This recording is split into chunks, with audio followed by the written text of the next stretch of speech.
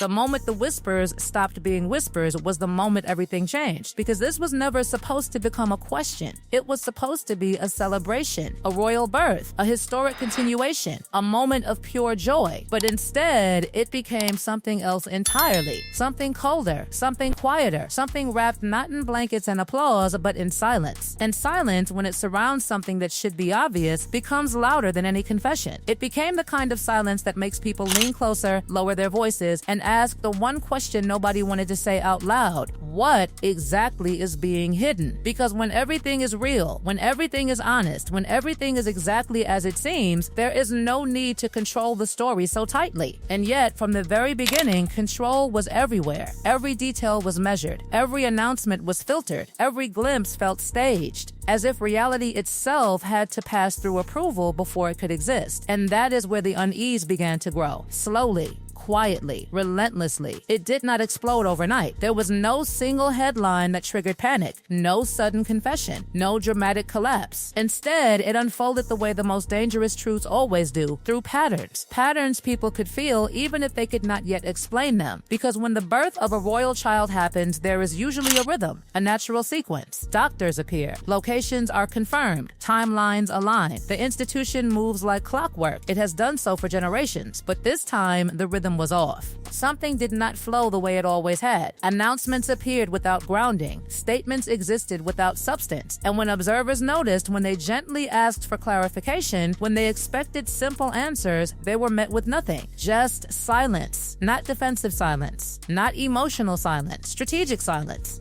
And strategic silence does not exist without purpose. At first, people tried to be respectful. They told themselves privacy was normal. They told themselves Martin royals deserved space. They told themselves not everything needed to be explained. But time has a way of transforming patience into suspicion, because privacy protects truth. Silence protects something else. And as months turned into years, the absence of clarity did not fade. It hardened. It became part of the story itself, because unanswered questions do not disappear. They linger, they multiply, they evolve, they wait, and then came the moment that changed everything. The moment when the questions stopped coming from strangers and started coming from someone who had built his entire reputation on exposing what powerful people tried to bury. Tom Bauer was not a rumor merchant. He was not a YouTuber chasing clicks. He was not a desperate voice seeking attention. He was something far more dangerous, a man with patience, a man who did not chase noise but patterns, a man who followed silence, because silence always leaves fingerprints. And what he found was not chaos, it was coordination. Doors closed, voices vanished, conversations stopped. People who once spoke freely suddenly became unreachable, not angry, not defensive, just gone, as if an invisible signal had been sent, as if everyone knew this was not a story they were allowed to touch. That was the moment he realized this was bigger than gossip, because gossip is messy, gossip is loud, gossip contradicts itself.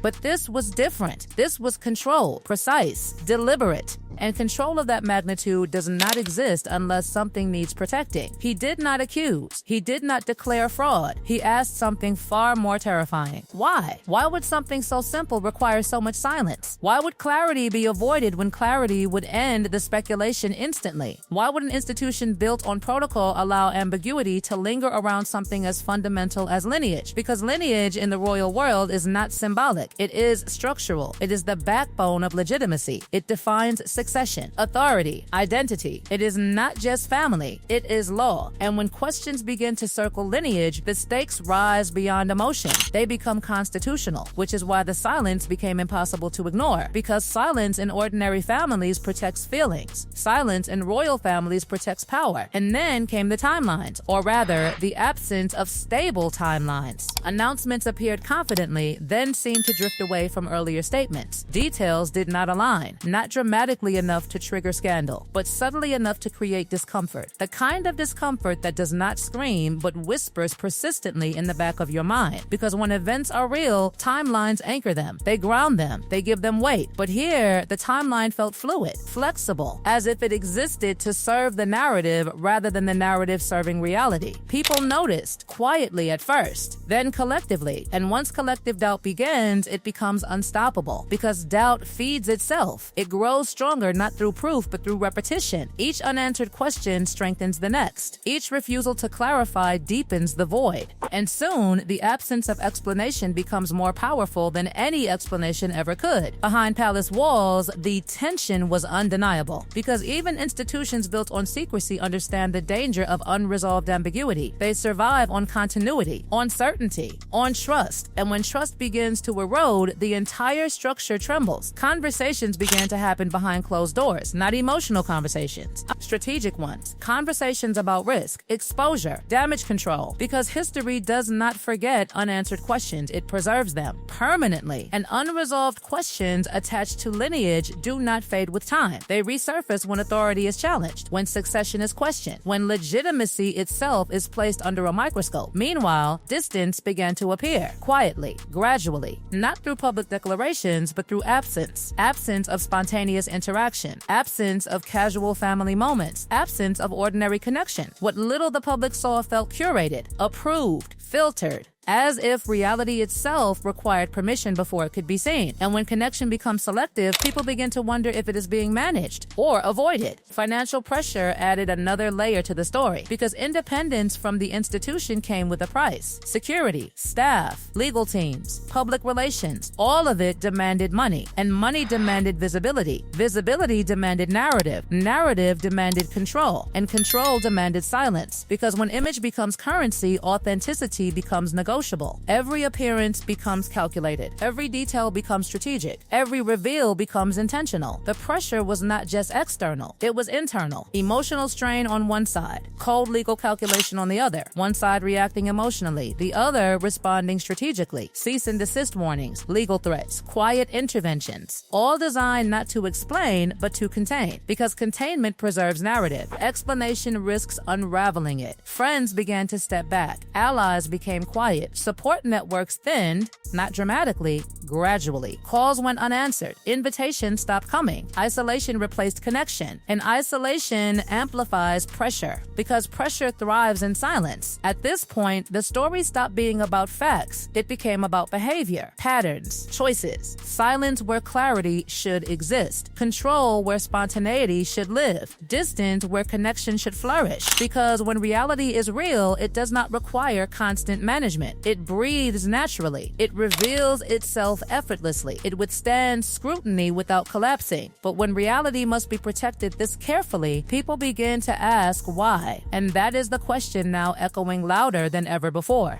Because silence does not end stories, it transforms them. And this story is only just beginning. By the time the walls started closing in, the damage was no longer happening in public. It was happening behind expressions, behind forced calm, behind eyes that once carried confidence but now carried calculation. Because pressure does not destroy everything at once. It fractures slowly. And inside that fracture, reality begins to leak. The carefully constructed world that once felt untouchable suddenly begins to feel fragile. Because the most terrifying part of unanswered questions is not what the public believes. It is what the people inside the story begin to fear might happen next. Harry was never trained for this kind of silence. He was trained for visibility, ceremony, structure.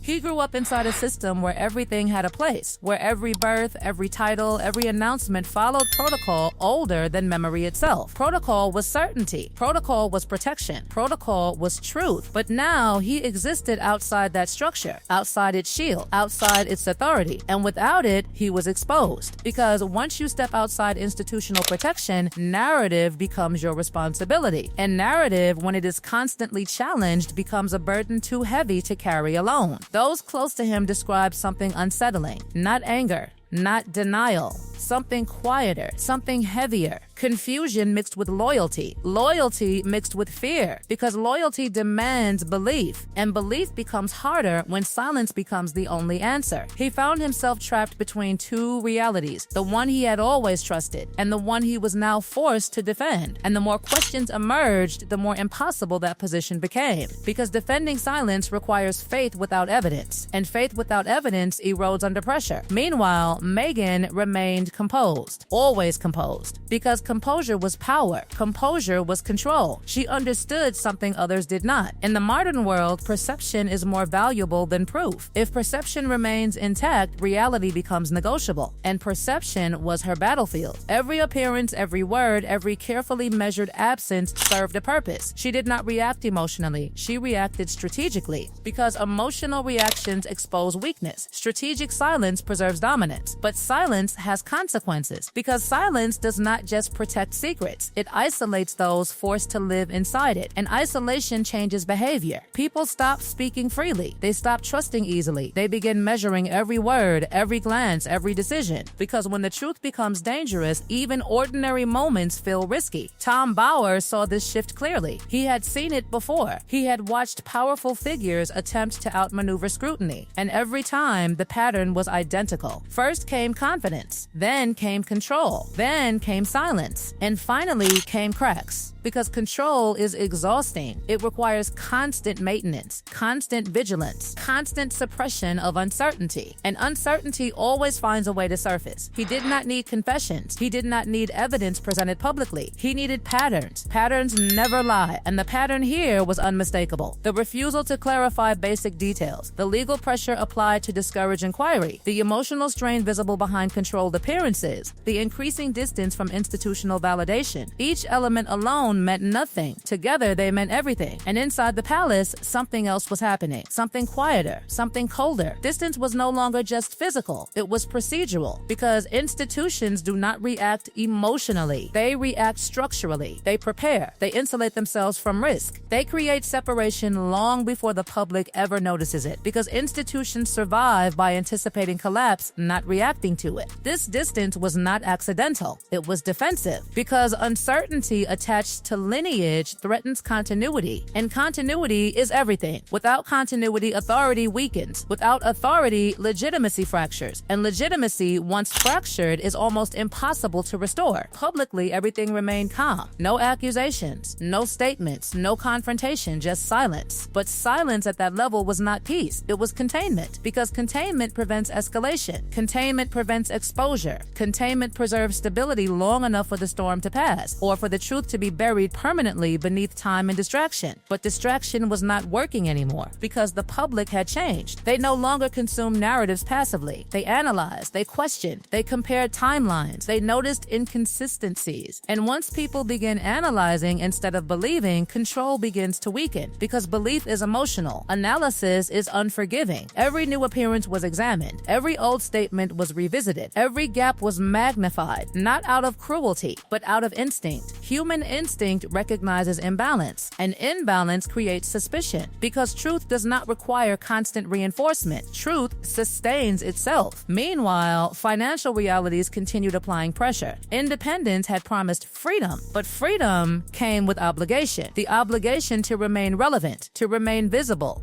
to remain valuable, because relevance was no longer guaranteed by birthright. It had to be earned through narrative, through exposure, through engagement. And engagement demanded emotional investment from the public. But emotional investment requires trust, and trust was eroding. Contracts depended on public fascination. Public fascination depended on credibility, and credibility depended on perception, which meant perception had to be preserved at all costs, because once perception collapses, everything built upon it collapses with it. Inside their private world, tension became unavoidable. Not explosive tension, quiet tension, the kind that lingers in silence, the kind that exists between words never spoken, because both understood the stakes. Both understood that everything they had built existed on narrative stability, and narrative stability was under threat. Harry's emotional state became increasingly fragile. He had sacrificed everything familiar, his role, his identity, his protection, all for a new reality that now demanded constant defense. Defense without resolution, defense without closure, defense without certainty. Meghan, however, remained unyielding, because retreat was not an option. Retreat meant surrender.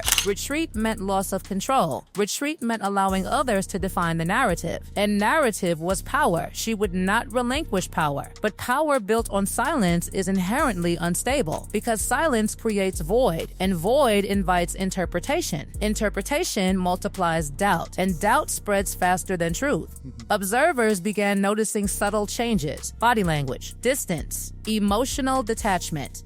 Because human beings cannot completely hide internal conflict. It leaks through posture, through tone, through hesitation, even through forced confidence. The institution continued watching, waiting, preparing, because institutions do not rush. They endure, they outlast individuals. They survive controversy by allowing time to erode attention. But time was no longer eroding attention. It was amplifying it. And that is when the true danger emerged. Not exposure, not accusation, but permanence. Because unanswered questions, once embedded into public consciousness, never fully disappear. They become part of historical memory. They resurface during moments of vulnerability, during transitions, during succession. They become ghosts, and ghosts do not require proof to haunt. The tragedy of this story is not what has been proven. It is what has never been resolved. Because resolution brings peace. Silence brings endurance. And endurance means the questions will continue existing long after the people involved are gone. Tom Bauer understood this better than anyone. He did not need to destroy reputations. He only needed to ask questions powerful enough to survive silence. Because questions, once released, develop lives of their own. And now, those questions exist everywhere. Inside palace corridors, inside private conversations, inside public debate, inside Harry's thoughts, inside Meghan's strategy, and most dangerously, inside history itself. Because history does not record comfort. It records uncertainty. It records silence. It records the moments when clarity should have existed, but did not. And one day, whether through revelation, confession, or quiet institutional acknowledgement, the silence will break. Not because it was forced, but because silence cannot survive forever. It only delays the inevitable.